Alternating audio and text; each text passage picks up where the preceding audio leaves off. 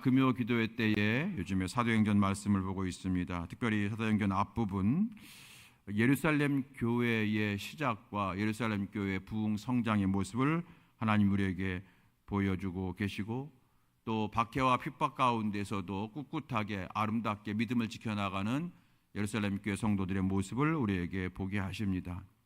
그것은 우리 교회도 예루살렘 교회와 같이 부흥하는 교회가 되기 원하시고, 또 우리 성도들의 신앙도 예루살렘 교회의 그 초대교회 성도들과 같이 어떤 어려움이 있어도, 박해와 핍박이 있어도, 내적 외적 환경의 흔들림과 요동함이 있어도 성숙한 성도가 되어서 믿음이 성장해서 하나님께 큰 영광 돌리라고 하시는 말씀이 우리 가운데 숨겨져 있는 섭리가 되는 줄로 믿습니다. 오늘도 여러분, 우리가 기도할 제목도 많고 우리가 간구할 내용도 많이 있지만, 오늘 말씀을 통해서 예루살렘 교회의 성장을 보면서 우리가 우리 교회의 부흥과 성장을 위해서 기도하고, 또 초대교회 성도들의 아름다운 신앙의 모습, 특별히 스데반의 신앙의 모습 보면서 하나님, 나도 스데반과 같은 믿음의 사람 되기 원합니다. 그렇게 우리가 기도하는 이 밤 되어지기를 간절히 바랍니다. 그리하면 먼저 그의 나라와 그의 의를 구할 때 모든 것을 더하신 하나님께서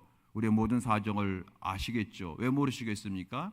우리의 체질까지 아시는 하나님, 우리가 기도하는 제목도 아시고 미처 기도하지 못한 것도 다 아시는 하나님, 그 하나님께서 우리의 간구에 응답하시고 우리의 찬송에 응답하시고, 또 때로는 말없는 우리의 신음과 통곡에도 주께서 가장 복된 것을 응답하시는 역사를 우리에게 허락하실 줄로 믿습니다. 오늘 이제 그런 은혜를 받으시기 바랍니다. 자, 오늘 첫 번째로 예루살렘 교회를 살펴보고, 두 번째는 스데반의 신앙을 우리가 성경을 통해서 한번 훑어보면서 은혜 받고자 합니다. 자, 예루살렘 교회를 살펴보겠습니다. 여러분, 교회가 성장하고 부흥을 해야 되는데, 교회의 부흥과 성장에는 두 가지 접근이 있다고 할 수가 있죠. 먼저는 교회 성장은 성도의 부흥이다, 성도의 숫자의 늘어남이다 라고 말하는 입장이 있을 수가 있습니다.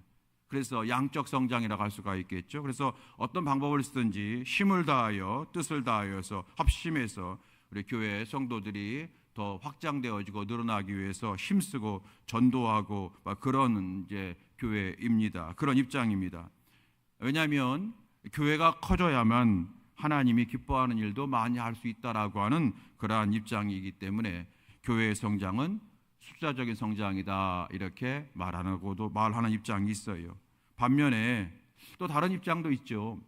교회 성장은 질적 성장이다, 그런 입장도 있습니다. 교회인 숫자나 건물의 규모만이 커진다고 하나님께서 기뻐하시는 것은 아니다. 교인들의 신앙이 성숙해지고 성장해야 된다. 그래서 교회가 작아도 사회에서 예수의 향기 드러내며 빛과 소금의 역할을 감당하는 그러한 질적 성장을 강조하는 입장이 있습니다. 양적 성장을 먼저 강조하는 입장도 있고, 또한 질적 성장을 강조하는 입장이 있다는 거죠. 자, 혹시 여러분은 어떤 입장이십니까? 또 우리 교회는 어떤 입장에서 서야만 될까요? 큰 교회를 이제 말하는 분들은 작은 교회는 하나님의 일을 하고 싶어도 많이 할 수 없다라고 얘기를 하면서 작은 교회를 비판하기도 합니다. 그런데 여러분, 꼭 큰 교회라고 해서 하나님의 일을 많이 한다고는 할 수는 없는 것 같아요. 교회는 큰데 건물 유지에 급급하고 교인들 관리에만 급급한 교회도 있기 때문에 그렇습니다. 반대로 작지만 나름대로 하나님의 일을 많이 하는 교회도 많이 있습니다. 저 뉴욕에 가게 되면 세이버 교회라고 하는 교회가 있는데, 교인들은 한 300여 명 정도 되는데 1000명, 5000명 그런 교회보다 더 굉장한 일을 많이 하는 교회를 우리가 볼 수도 있거든요. 그래서 큰 교회를 말하는 사람들은 그렇게 주장을 하죠.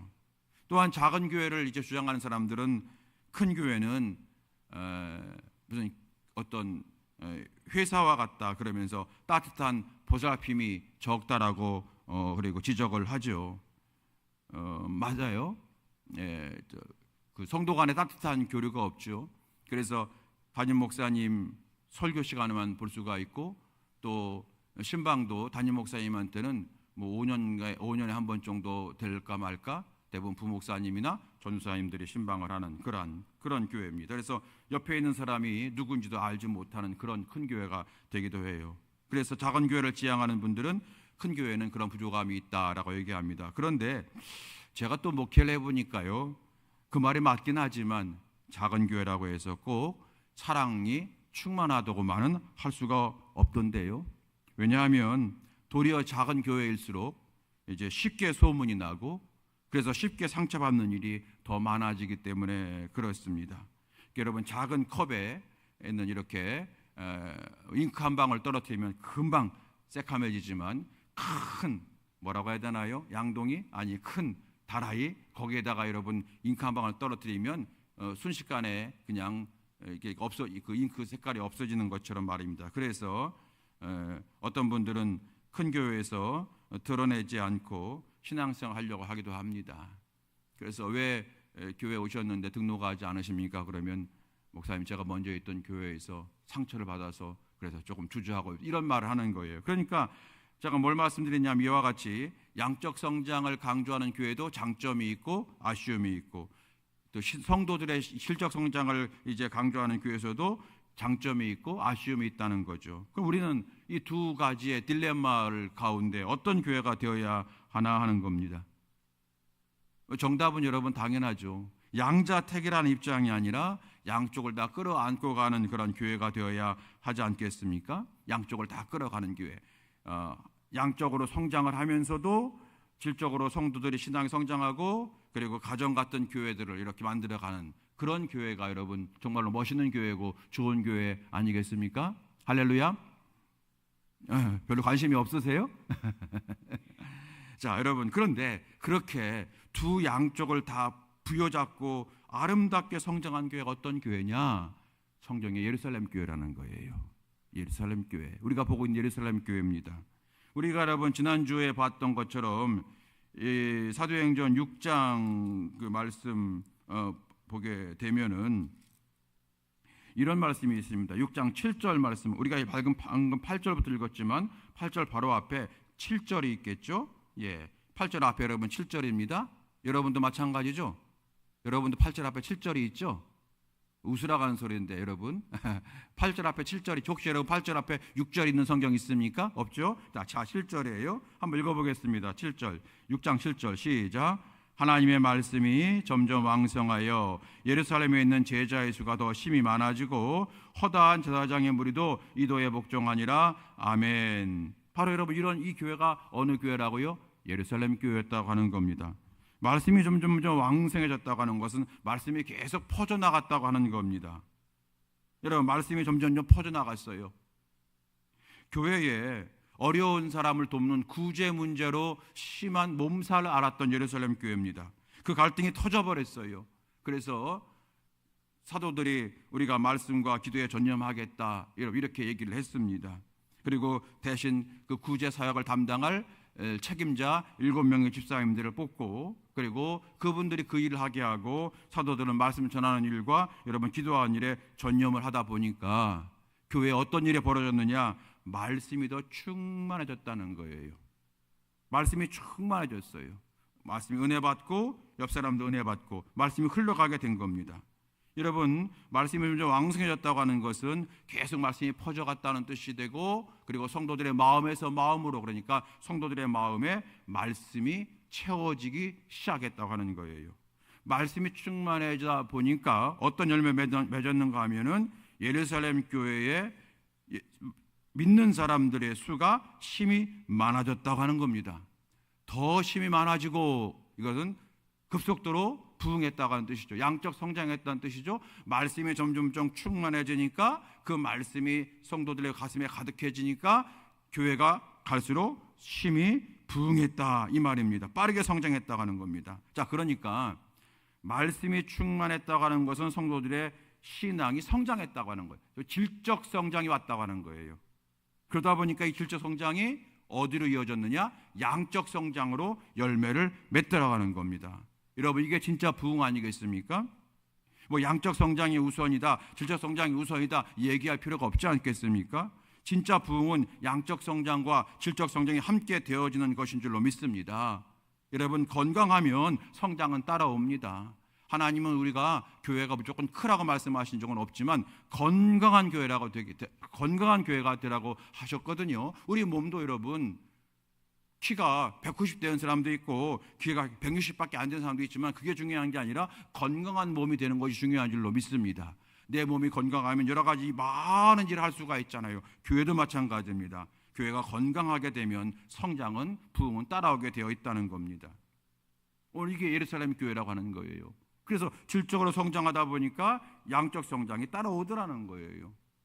또한 오늘 말씀 보니까 어떤 말씀이 있냐면은 제자의 수가 더 심히 많아지고 그 다음에 허다한 제사장의 무리도 이 도에 복종하니라 그랬어요. 허다한 제사장의 무리가 이 도에 복종했다. 제사장들도 예수님을 영접하기 시작했다고 하는 겁니다. 여러분, 이 예루살렘 교회 이 당시에 가장 예수 믿기 어려운 사람 중에 한 사람이 어떤 부류였느냐? 이 제사장들인 거예요. 이 사람들은 앞장서서 예수님을 핍박했던 사람들이거든요. 또 이 사람들은 평생 이제 각 유대교 회당에서 제사장 일을 감당하면서 그들이 유대교의 율법에 앞장섰던 사람입니다. 그 당시에 엘리트고 기득권자입니다. 그래서 그들은 뭐 부족할 게 없는 거예요. 그래서 그 사람들은 어떤 사람보다 복음을 받아들이기가 매우 어려운 마음을 가지고 있었던 사람이라고 하는 뜻이거든요. 이 제사장들은. 그런데 예루살렘 교회가 영적 실력을 갖추니까 도저히 불가능하다고 여겼던 그 사람들이 전도가 되더라는 거예요. 교회가 영적 실력을 갖추게 되게 되면 우리가 전도하고 싶은데 정말로 저 사람은 저렇게 이렇게 마음이 안 열려, 왜 이렇게 전도가 안 돼? 그러잖아요. 그게 우리 가족일 수도 있고 이웃일 수가 있는데 그 사람들의 마음이 열리더라는 거예요. 그리고 예수님을 영접하다 놀라운 역사가 일어났다고 하는 겁니다. 여러분, 요즘에 우리도 여러분 한 영혼 전도하기 위해서 애쓰고 있잖아요. 여러분 기도하고 계시죠? 예, 한 사람이 한 영혼 꼭 전도하는 거 여러분 꼭 우리가 올 금년에 마땅히 우리가 반드시 실천해야 될 줄로 믿습니다. 여러분 계속 기도하시고 계속 이제 아직 정하지 못하신 분 계십니까? 늦지 않았어요. 정하시고 계속 여러분 기도하시고 계속 권면하시기 바랍니다. 그래서 돌아오는 가을에 우리가 정말로 총동원주의를 할 때는 정말로 나도 그동안 내가 5년 동안 10년 동안 한 사람도 전도 못했는데 내가 이번에는 한 사람 데려왔다라고 다 그렇게 여러분 기뻐하며 간증하는 우리 모두가 되시길 바랍니다.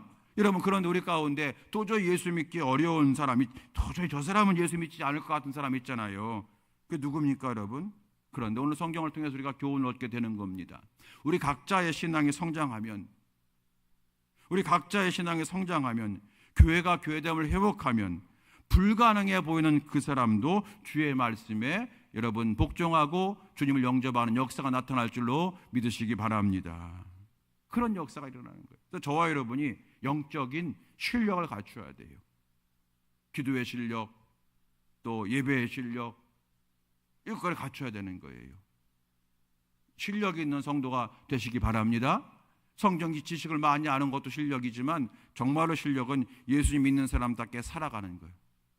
예수 믿는 그 모습을 남들한테 보여주는 거예요. 영적 실력을 갖추게 되면 부흥하게 돼 있어요. 또 여러분, 우리 각자의 신앙이 성장하면 교회가 부흥하는데 예루살렘 교회를 생각해 보십시오. 우리가 앞에 본 말씀들, 아나니아와 삽비라의 헌금 사건이 있었어요. 여러분, 신실한 그 부부가 그 자리에서 죽었어요. 교회 분위기가 가라앉았을 거예요. 숨도 못 쉴 거예요. 와, 무서운 하나님이다. 이거 어떻게 우리가 이 하나님을 믿는단 말인가? 그리고 사도들이 엄청 철저한 거예요. 베드로가 얼마나 철저했으면 여러분 그렇게 했겠습니까? 그러니 누가 그 교회에 올까? 누가 이 교회에 올까? 여러분 걱정이 태산일 겁니다. 그 다음에 어떤 문제가 생겼어요? 구제 사역에 갈등이 생겼어요.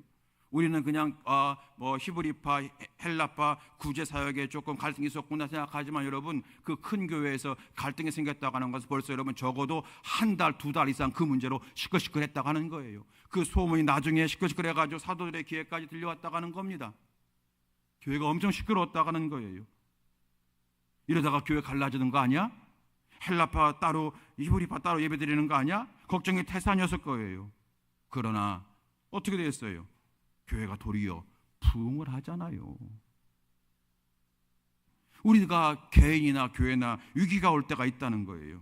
그럴 때마다 우리가 할 일은 뭐냐? 신앙의 본질을 회복하는 겁니다.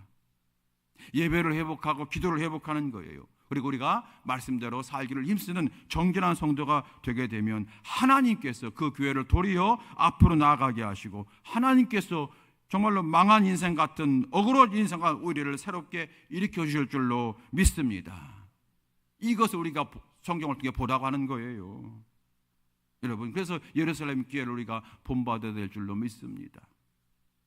오늘 여러분 이 믿음으로 새로워지고 이제 말씀 후에 우리 명암교회를 위해서 더 많이 기도하는 우리 모두가 될 수 있게 되기를 주님의 이름으로 축원합니다.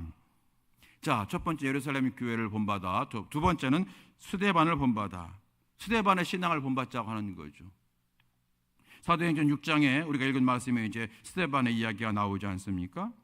그리고 7장에서는 스데반이 설교한 내용이 쭉 나오고, 또 7장 이제 마지막에는 스데반이 이제 순교하는 장면이 나오잖아요. 여러분, 스데반이 누구냐?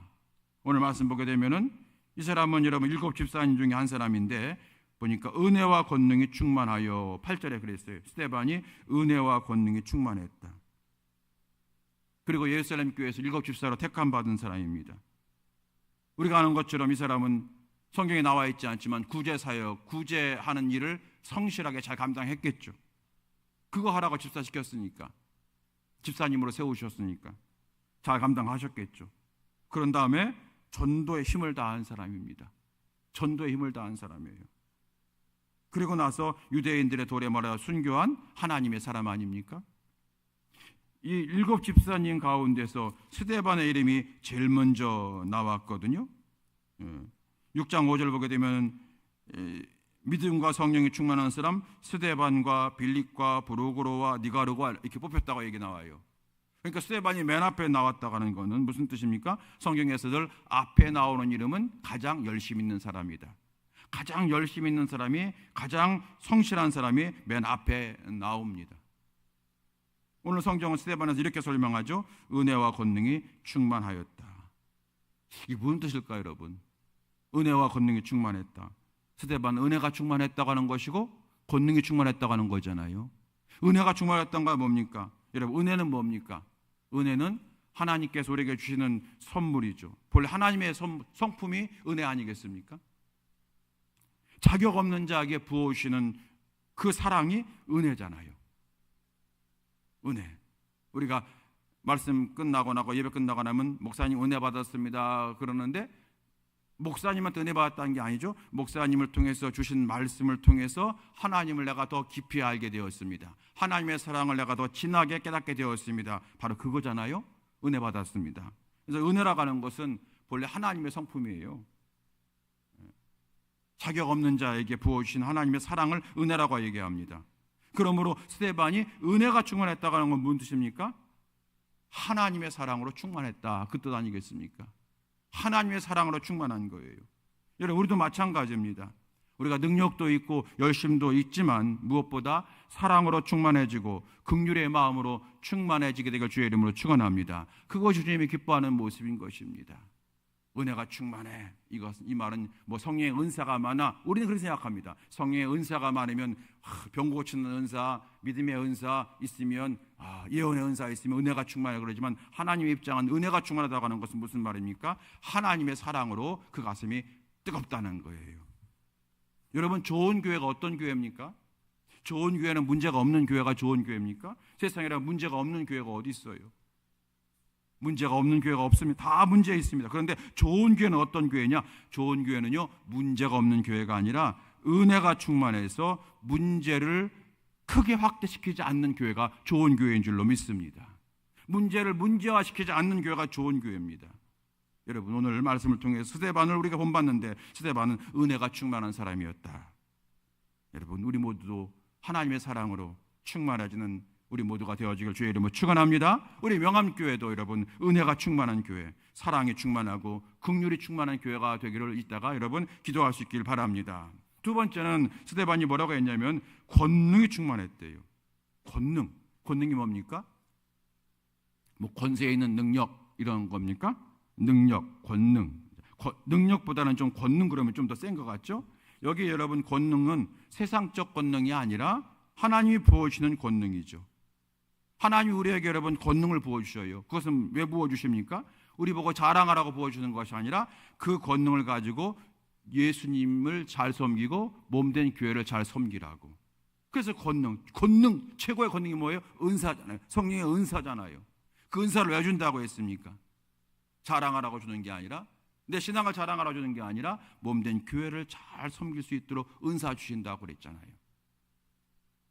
여러분, 우리가 하나님께 맡은 다 사역이 있어요. 직분이 있잖아요. 여러분, 그 직분 감당할 때도 여러분 영적 능력이 없으면 본인도 괴롭고 여러분 보는 사람도 불편합니다.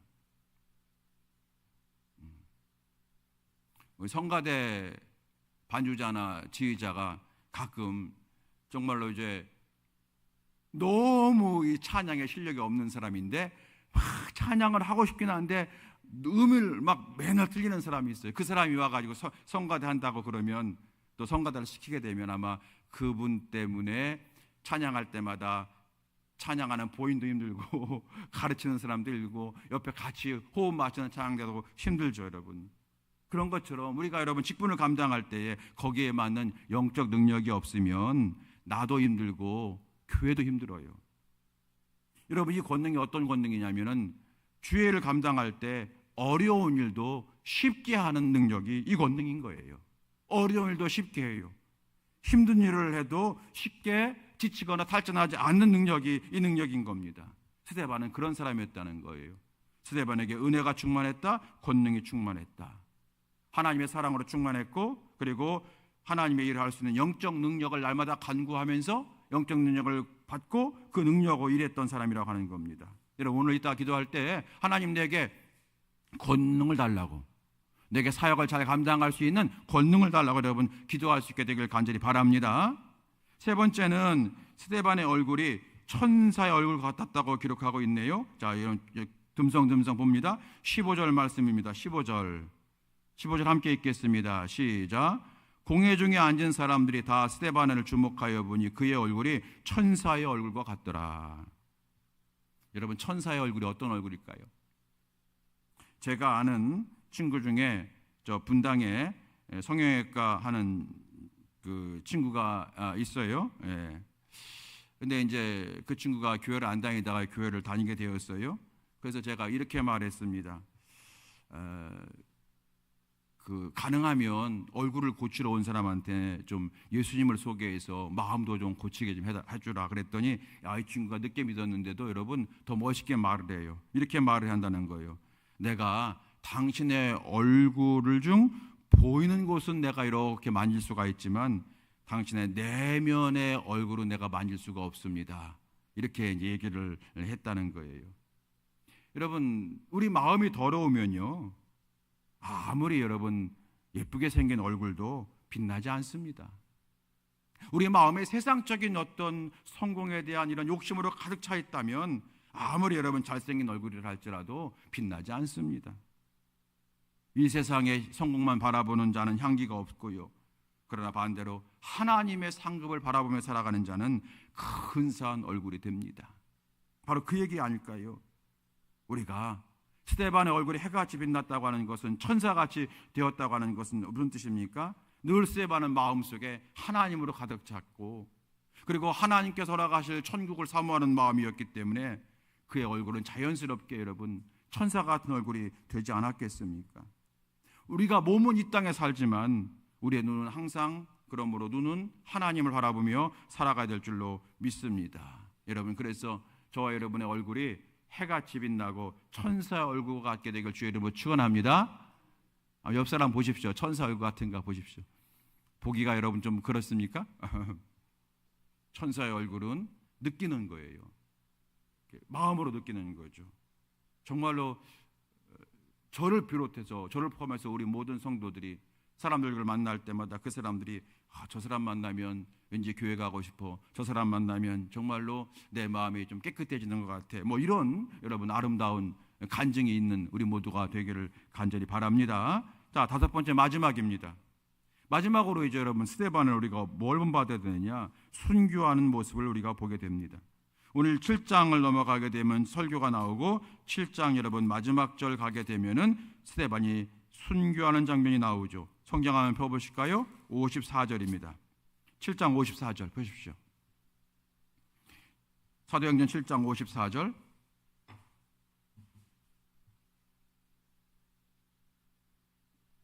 사도행전 7장 54절. 54절부터 60절까지 말씀입니다. 우리 함께 읽겠습니다. 시작. 그들이 이 말을 듣고 마음에 찔려 그를 향하여 이를 갈거늘 스데반이 성령 충만하여 하늘을 우러러 주목하여 하나님의 영광과 및 예수께서 하나님의 우편에 서신 것을 보고 말하되 보라 하늘이 열리고 인자가 하나님 우편에 서신 것을 보노라 한데 그들이 큰 소리 지르며 귀를 막고 일제히 그에게 달려들어 성 밖으로 내치고 돌로 칠세 증인들이 옷을 벗어 사울이라는 청년 발 아래 두니라. 그들이 돌로 스데반을 치니 스데반이 부르짖어 이르되 주 예수여 내 영혼을 받으시옵소서 하고 무릎을 꿇고 크게 불러 이르되 주여 이 죄를 그들에게 돌리지 마옵소서 이 말을 하고 자니라. 아멘. 이 말을 하고 자니라. 성경은 죽는 것을 잔다고 표현하잖아요. 왜냐하면 천국에서 다시 깨는 거니까. 할렐루야. 그래서 잔다라고 표현하고 있습니다. 어떤 내용입니까 여러분? 스데반이 성령 충만해서 설교를 합니다. 그랬더니 사람들이 마음이 막 찔림을 받아요. 찔림 받으면 회개하면 되는데 회개하지 않고 도리어 스데반을 향하여 왜 그런 말을 해서 우리의 마음을 불편하게 하느냐 그러면서 욕을 하고 그리고 이제 비난하고 듣기야 돌을 던지기 시작합니다. 참 여러분 유대 사람들은 그 율법을 이상하게 해석해서 돌을 잘 던지는 것 같아요. 그리고 스데반은 그날 돌에 맞아 순교를 하는 겁니다. 그런데 스데반이 오늘 말씀 보게 되면 돌에 맞아 순교할 때에 그 전에 욕을 많이 먹을 때에 스데반은 자기를 향하여 욕하는 사람을 보지 않고 하늘을 우러러 보았다고 했습니다. 예수님 바라보게 된 거예요. 그리고 돌에 맞을 때에 주 예수여 내 영혼을 받으시옵소서 그리고 이 죄를 저들에게 돌리지 마옵소서라고 기도했다고 성경은 기록하고 있어요. 마치 예수님이 이들의 죄를 용서해달라고 십자가에서 기도했던 것처럼 그렇게 하고 있다는 거예요. 왜요? 그의 마음에 예수님으로 충만해서 그런 거죠. 스데반이 사람들에게 여러분 돌을 맞을 때 욕을 먹을 때에 그들을 바라보지 않고 예수님 바라보게 된 거예요. 정말 여러분 스데반은 고결하다고밖에 멋지다고밖에 표현할 수가 없는 사람입니다.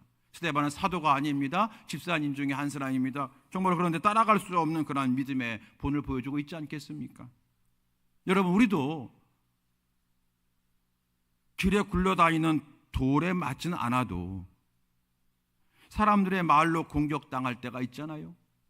사람들에게 욕을 먹진 않더라도 어떤 누명을 당하기도 하고 여러분 수군거림을 우리가 받기도 하잖아요. 우리가 여러분 신앙생활 할 때 그렇잖아요. 여러분 그럴 때 여러분은 누구를 생각하십니까? 내게 그런 말을 했던 그 사람을 바라보십니까? 아니면 주님 바라보십니까? 오늘 그러니까 우리에게 도전하는 거예요. 저도 여기에서는 자유롭지 못함을 고백합니다. 그러나 그렇기 때문에 하나님 스데반을 본받게 해달라고 우리는 기도해야 되지 않겠습니까? 오늘 여러분 성경을 보게 되면 마지막에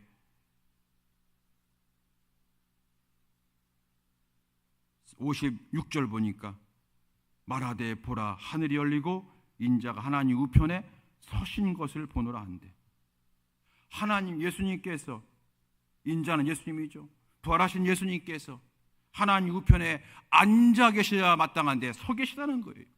여러분 요한계시록에 보게 되면은 보좌에 앉아 계신 어린 양 예수님 앉아 계셔요. 그런데 여러분 유일하게 여기는 서 계시대요. 왜 서 계실까요? 스데반 보고 싶어서 아닐까요? 스데반이 이제 순교를 당하는데 스데반을 환영하기 위해서 버선 발로 달려가기 위해서 스데반아 스데반아 그렇게 하기 위해서 여러분 성경 유일하게 보좌에 서신 모습이 여기에만 나와 있는 거예요. 얼마나 영광스러웠습니까 여러분. 마치 신앙의 개선장군을 맞이할 때 서 계시는 예수님과 같은 모습. 예수님이 그렇게 스데반의 영혼을 맞아 주신 겁니다.